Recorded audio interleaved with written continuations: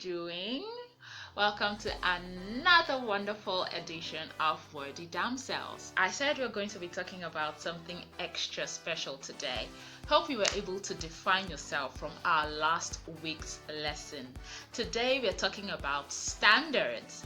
Not standard is that. Standard. Hey, wisdom! Standards mean a lot of things, but today we're going to be looking at it from the angle of number one, principles, and number two, standard of living or standard of life, however you may want to call it.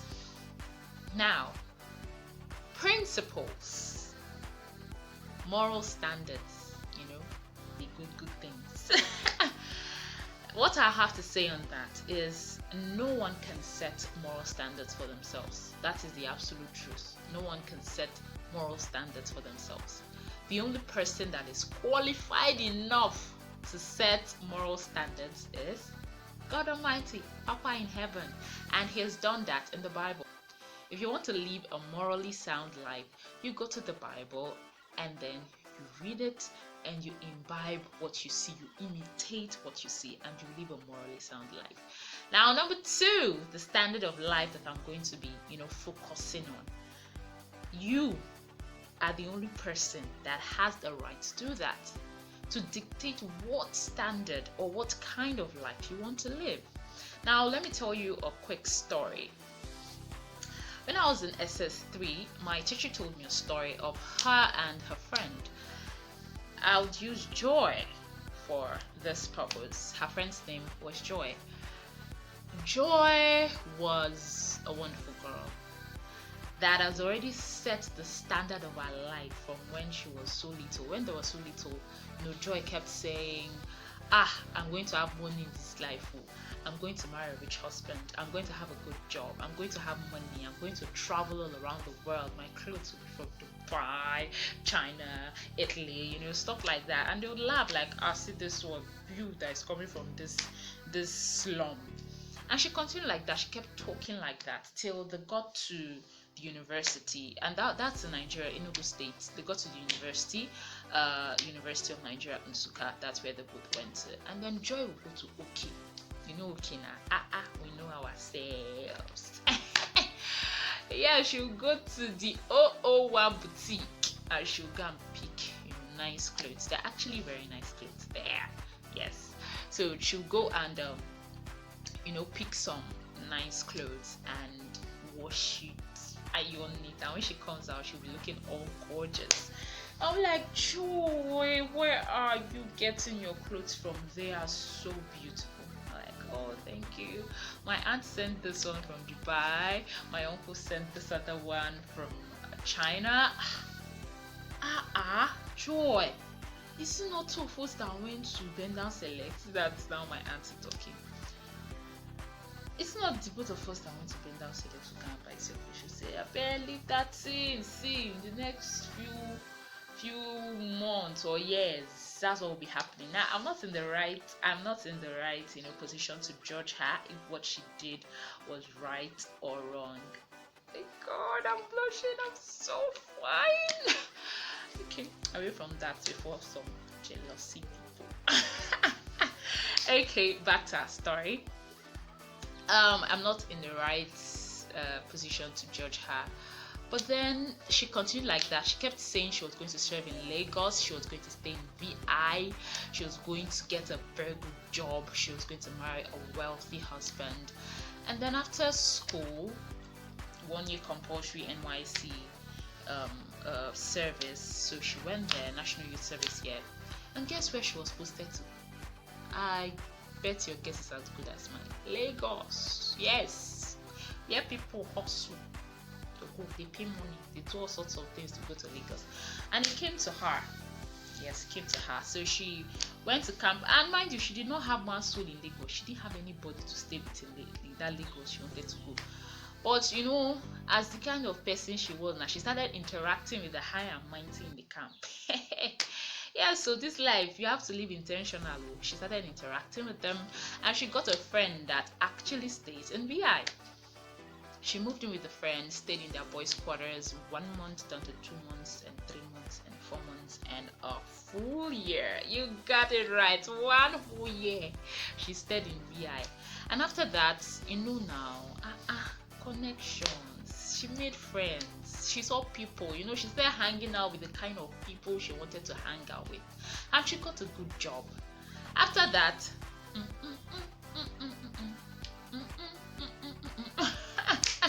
she got married to a very extra wealthy gentleman. See wedding. Hey, I was not there, shall, but I'm just making you feel it. The wedding was awesome. Our house. God. Her house is explicit. Her house is exquisite. Like everything she was talking about, all the standards she set for herself, she got it. So my dear girl, don't be afraid to set standards. One thing I'm grateful for in my life that I came, is a father that made us set standards for ourselves. Most of the things I'm going to be sharing with you this project is not my wisdom. It's from my dad's teachings all through the years. From when we were so little, he started bringing us up and tutoring us in aspects of relationships, love, sex, and all that.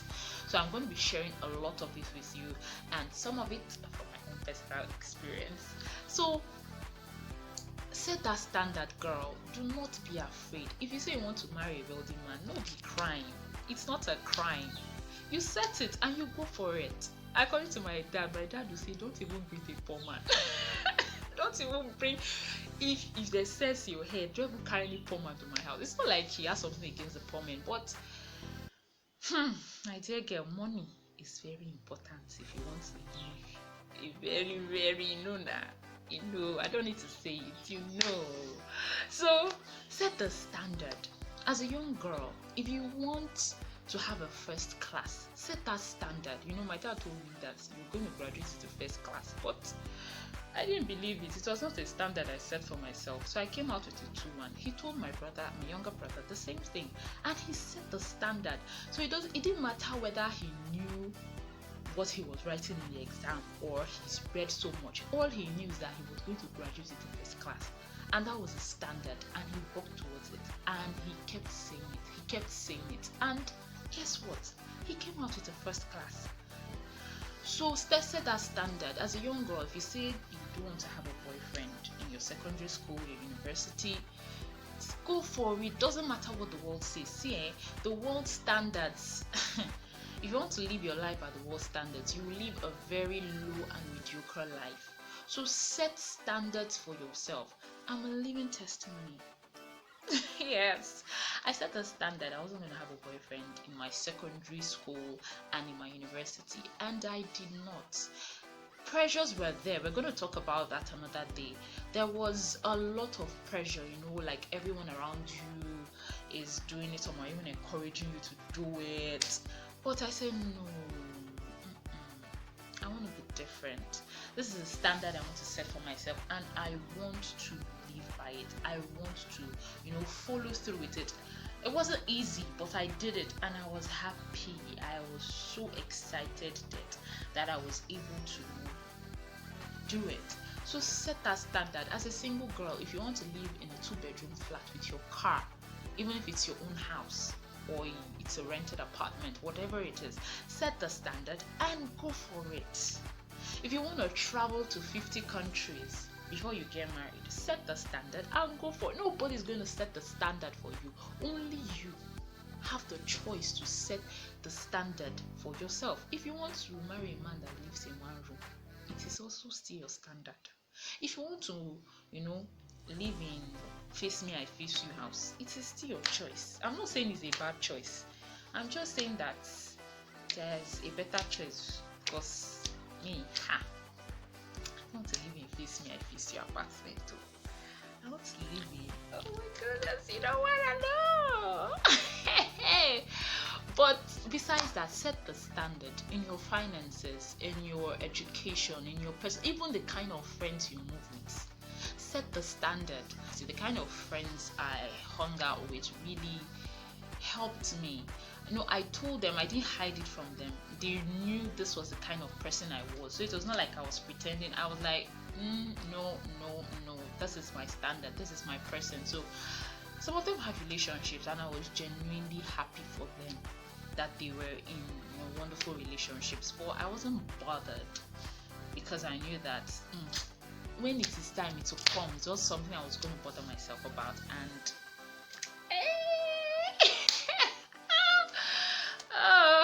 I'm not going to say anything, but don't worry, I have a lot to talk about. I like gist too, so we are going to gist a lot, and I hope you don't get tired of my own gist. A full human being like this, you don't have standards for your life, like anything goes. It's not supposed to be like that, especially as young girls. And I'm from Bayelsa. Sometimes when I walk in the streets of Bayelsa, I am pained, like it pains me. I'll be walking the road and one oga will just come with his car that's not even fine and say beep beep beep beep beep. Stop. Hello, can I help you? You're a very beautiful girl. Are you from Bayelsa? Yes, I'm from Bayelsa. So what's act like a Bayelsa girl now. Give me your number. Let me drop you off. I'll say no, thank you. Where I'm going to is not so far, so I can get there by myself. Why are you doing like this? I'm your brother. So what? Okay, just give me your number. Then he puts his hand in his pocket like I'm a beggar or what. Gives me 1,000. Please take it for transport. Thank you. I don't need your money. I have transport. Thank you very much. Some people are so annoying, and girls, do not be that kind of. Sometimes we give ourselves, we make ourselves commodities that men just treat anyhow. Okay, when he has done that to 10 girls, he will think every girl is like that. Tell him no, every girl is not like that. The day he meets you, he knows that he has met somebody. He has met somebody that is different. It is in your own power. It is in your own hand. Yeah, I've talked my own for this week. Oh, don't follow me to speak this bad English I'm speaking, though. And my dad will say, oh my goodness, all these school I sent you to, see the kind of English you're speaking. But anyway, if I want to speak British English, I can speak it very well. Now I'm joking. Alright, it's been fun. It's been a lovely time with you, and I hope to do this with you next week. Okay, like my hair. Don't worry, next week you're gonna see a wonderful one. So the long and short of the story is, have standards for your life. See, people will even mock you for the standards. They will tell you you're uptight, you're too uptight, you're too this, you're too that. It's only you that have standards. And this, everybody's doing it. Everybody's not doing it. That is what they tell most people that get them into problem. Everybody's not having boyfriends, everybody's not having sex, everybody's not fornicating, everybody is not committing adultery, everybody's not stealing, everybody's not cheating, everybody is not lying. Don't allow anybody to tell you that crap that everybody is doing it. Everybody is not doing it. Everybody is not doing it. So don't let that lie coerce you into doing something you don't want it to be, because everybody is doing it. Everybody is not doing it. You heard me, girl. You heard me, boy. You heard me, man. You heard me, woman. Everybody is not doing it. Let nobody lie to you. Have standards and follow through with your standards. It will be tough. You will get to places or points in your life where your standards will be questioned. You want to give up, you want to give them up. But once you endure it will make you stronger, and you will have the testimony to tell. So, my dear people, my precious people, have standards, set standards for yourself. That's the best thing you can do for yourself. That's the best thing you can do for yourself. Have standards, set them. Even if they are high, don't be afraid. Be gallant and set them. Alright, it's been a wonderful time with you. I will see you next week. Lots of love, lots of love. I love you. I love. Is the love correct? It ends with K. I love. Hey, see my love. Oh. How did it? I thought it was easy. Oh. Okay, it's funny. Love you.